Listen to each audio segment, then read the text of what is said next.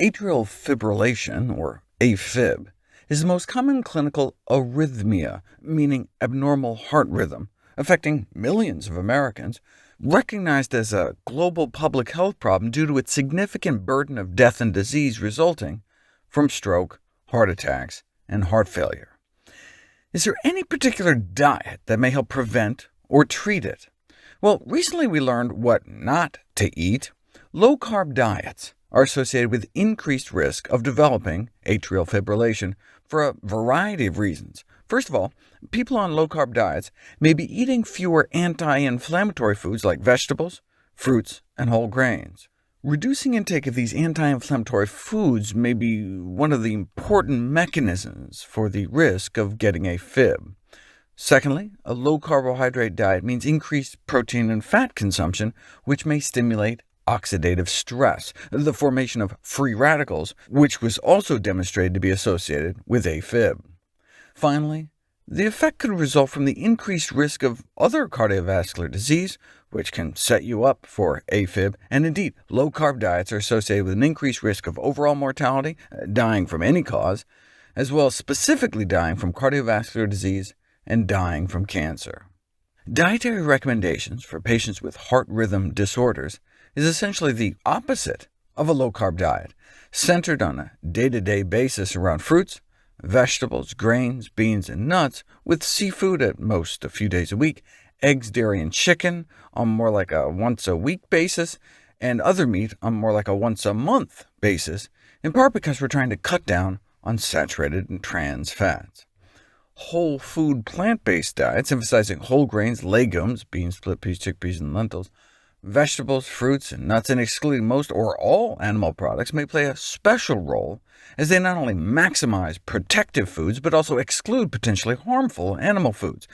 For example, there's persuasive evidence that avoidance of certain foods may beneficially affect atrial fibrillation, such as the avoidance of dark fish and alcohol. The dark fish thing comes from the Framingham Heart Study. By dark fish, they mean salmon, swordfish, bluefish, mackerel, and sardines. And they found an exploratory analysis that those participants who consume more than 4 servings of dark fish, like salmon or sardines, a week, were at a whopping 6-fold higher risk of developing AFib, though the intake of fish in general didn't seem to have any effect.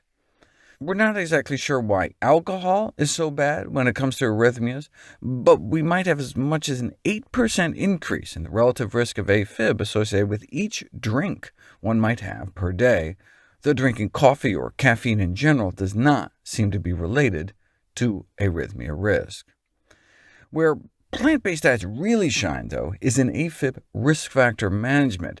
Plant-based diets may reduce the likelihood of many traditional risk factors that are associated with AFib, including hypertension, hyperthyroidism, obesity, and diabetes. High blood pressure is one of the major risk factors, accounting for about 1/5 of all new cases of AFib, which is where plant-based diets can come in, improving vasodilation, the ability of your arteries to expand naturally, in addition to the anti-inflammatory and antioxidant effects, and increased potassium intake, and decreased blood viscosity, or sludginess.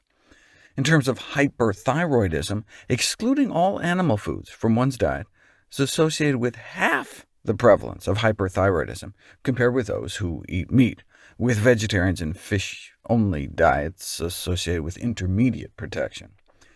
Having excess body fat may be responsible for about another 1/5 of all AFib cases, but the good news is significant weight loss is associated with a 6-fold greater freedom from atrial fibrillation. You can see that of those with AFib who started out overweight but lost 10% or more of their body weight, 5 years later, only 10% ended up with AFib, whereas those who lost less than 3% or gained weight, 60% ended up with AFib 6 times more. Here are all the atrial fibrillation risk factors that can be prevented, arrested, or even reversed with a healthy enough plant-based diet: high blood pressure, type 2 diabetes, obesity, systemic inflammation, and heart disease.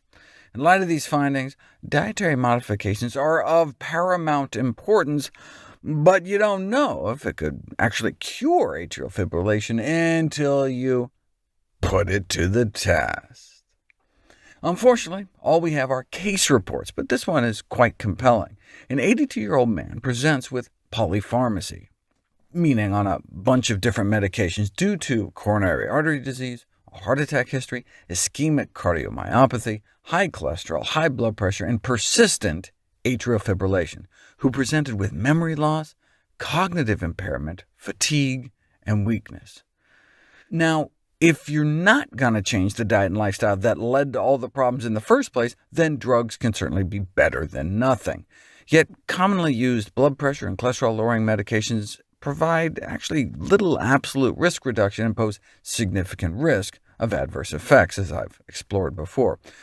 So this guy decided to start treating the underlying cause. So he started a whole food plant-based diet with moderate physical activity, resulting in a rapid reduction of high cholesterol and high blood pressure, and the discontinuation of statin, antihypertensive, and beta-blocker drug therapy. The patient also reported reversal of impaired cognition and symptoms associated with atrial fibrillation and ischemic cardiomyopathy, including lightheadedness, fatigue, and weakness. Check out these numbers. Started out on all his medications, started eating healthier in February, and his LDL bad cholesterol dropped 37% down to 72.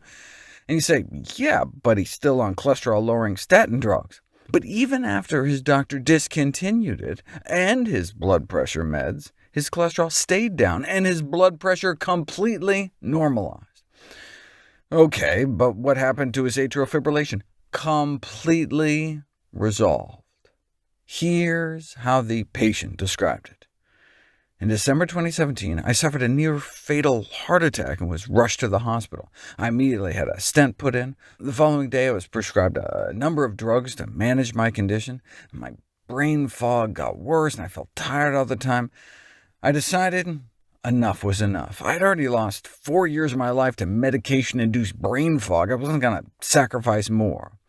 I'd been eating a wholesome Mediterranean diet, but I was then educated on the benefits of cutting out all the crap. And now I have the strength to lift weights and walk and run on the treadmill an hour every day. I feel more alive than I have for years. I wake up each morning with a clear head and happy heart, grateful to not have to take a handful of drugs. Even though I'm not perfect with my diet, I've seen huge benefits from eating this way. My blood tests have shown remarkable improvement, which keeps me motivated to stay on track. Because of my improvement, my cardiologist suggested I could let go of his last remaining drug. Eating this food gave me an opportunity to reclaim my health.